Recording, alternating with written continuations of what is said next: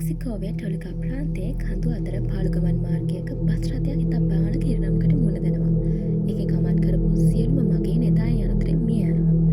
එතැන ඉඳන් මේ බස් එක හැමදාම රෑ ගමන් කරන බව මිනිසුන් කීප දෙනෙක් දැකලා තිනවා වගේම ඒ අත්දැකීමට මුහුණ පාලක් තියෙනවා. අද අපි මේ වීඩියෝ එකෙන් කතා කරන්නේ මෙක්සිකන් ගෝස්ට් බස් එකේ කතාව.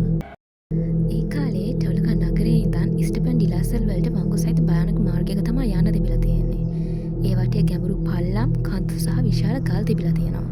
දැන් නම් අධිවේගී මාර්ග පහසුකම් ඉදිරියලා තියෙනවා. එක්තරා දවසක ටොලිකාවල ඉඳන් ඉස්ටපන් ඩිලාසල් වලට බස් එකක් පිටත් වෙනවා. බස් එක සාමාන්‍ය වේගයෙන් ගමන් කරන නිසා මේ බස් එකේ කීප වරක්ම ගමන් කළ පුරුදු නිසා එවෙලේ ටිකක් රෑ වෙලා තිබ්බ නිසා බස් එකේ ගමන් ගත්ත මගීන් නිදා ගන්නවා. ඒ මොහොතේ ධාරානිපාත වැස්සක් වහින්න පටන් ගන්නවා. බස් එකේ හිමින් කන්ද නැගලා ස්ථානයට ළඟුණයින් පස්සේ පල්ලමට බහින්න පටන් ගන්නවා. එතනින් කැල්ඩෝරෙන් කියන රවුම් පටන් ගන්නවා. එතන ටිකක් ඩේන්ජරස් තැනක්. මොකද එතන පාද ටිකක් ලොකු කොරයක් වගේ තැනක් තියෙන අතර එක කාර් එකකට විතරක් යන්න පුළුවන් පල්ලමකුත් තියෙනවා. පාලම උඩේ තා බරපතල අනතුරු කීපයක්ම වෙලා තියෙනවා. ඒවයින් බහුතරයක් මාරාන්තිකයි. වැස්ස නිසා බස් එක තා වේගයෙන් පහළට ඇදගෙන ගිහින් තියෙනවා. නිදාගෙන හිටපු මගීන්ට බස් එක අසාමාන්‍ය වේගයෙන් ගමන් කරන බව දැනලා තියෙනවා. ඩ්‍රයිවර් එවලින් මේ බස් එකේ බ්‍රේක් වැඩ කරන්නේ නැහැ කියලා හයියෙන් කෑ ගහලා තියෙනවා. කීප දෙනෙක් උදව් කෑ ගැහුවත් ඒ අයගේ කෑ ගැසීම් කාටවත් ඇහෙන්නේ නැහැ. ඉතා පුංචි කාලෙකින් මුළු බස් එකම ගිනිබත් වෙනවා. ඒ සියල්ලෝම ඉතා භයානක විදියට පිච්චිලා මැරෙනවා. මේ අතර අංක 40 බස් එක තාම ගමනාන්තයට ඇවිත් නැහැ කියලා වාර්තා වෙනවා.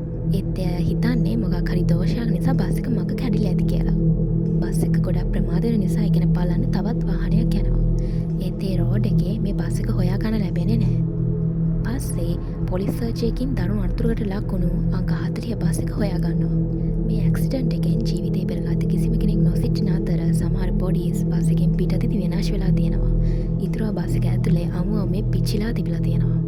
ඉන් පස්සේ මේ ඇක්සිඩන්ට් එක ගැන ටික කාලයක් ප්‍රවෘත්තිවල ප්‍රචාරණය වෙනවා.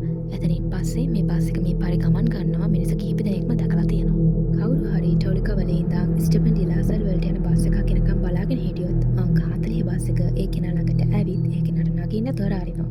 බස් එක ලං වෙද්දී ඒක පරණ ඒත් හොඳ තත්ත්වයේ තියෙන බව පේනවා. සමහර පාරවල් වල ඒ වගේ බස් යන නිසා කවුරුත් ඒගෙන වැඩියෙන් නොහිතා ඒ බස් එකට නගිනවා. බස් එක ෆුල් වුණත් මිනිස්සු හිටගෙන ඉඳගෙන හිටියත් ඒ නැග්ග කෙනාට කිසියම් තැනක හිස් වෙලා තියෙනවා පේනවා. ඉඳගන්න ඉර තිබ්බත් මිනිස්සු හිටගෙන යන එක අසාමාන්‍ය වුණත් ඒ මොහොතේදී පුද්ගලයා එතන ඉඳ ගන්නවා. බස් එකේ යද්දී කිසිම මගියෙක් අඩුම තරමේ කාන්තාවක් හෝ ළමයෙකු හෝ නිදාගන්නවත් කතා කරන්නවත් නැතුව නිහඬවම ගමන් කරන බව දකින්න ලැබෙනවා. එකකින් කන්ඩක්ටර් ටිකට් දෙන සල්ලි අය කරන් ටිකට් චෙක් කරන්න පටන් ගන්නවා. නමුත් ඔහු කිසි විටකත් මේට මෙසින් මගදී කොට වූ පුද්ගලයාගේ සීට් එක ළඟට ටිකට් දෙන්න එන්නේ නැහැ. ඒ නිසායි කාන්තාව හෝ පිරිමියා හිතනවා මට පහිදි සල්ලි ගෙවන්න පුළුවන් කියලා. මේ බස් එක කිසිම බාධාවක් නැතුව ටොලිකාවලට එනවා. ඒත් මධ්‍යම රාත්‍රියෙන් පස්සේ ඩ්‍රයිවර් ගමනාන්තයට ළඟ වෙන්න කලින් එක තැනක බස් එක නවත්තලා ඒ කෙනාට බස් එකෙන් පහින්න කියනවා. ඒ වෙලාවේදී මොකක් හරි හේතුවක් මත ඕනම කෙනෙක් ඒකට එකඟ වෙනවා. ඊට පස්සේ පුද්ගලයා සල්ලි ගෙවන්න හදද්දී සල්ලි ඕනේ නෑ දැන් බහින්න ඔයා බහැලා මම දොර වහන්න කලින් හැරලා බලන්න එපා. බැරි වෙලාවත් ඔයා හැරිලා බැලුවොත් ඔයාලට කවදාවත් මේ බස් එකෙන් බහින්න ලැබෙන්නේ නෑ කියලා ඩ්‍රයිවර් කියනවා. ඒක අහලා එළියට බහැලා නොහැරී හිටියොත් දොරක් වැහෙන එන්ජිමක් ස්ටාර්ට් වෙන කිසිම શબ્දයක් ඇහෙන්නේ නෑ. එතකොට තේරුම් යනවා එතන බස් එකක් නෑ කියලා. ඒක අතුරුදහන් වෙලා කියලා. ඒ ඩ්‍රයිවර් කියන දේ අහන්නේ නැතුව බහැපු ගමන් හැරිලා බලන අයට බස් එක කෑලි කෑලි වලට කැඩිලා ගිහින් ඒක ඇතුලේ කෙට්ටු අඩුසැකිලි ඩ්‍රයිවර්යි කිසිම දෙයක් නොකිය තමන් දිහා බලාගෙන ඉන්නවා දකින්න ලැබෙනවා.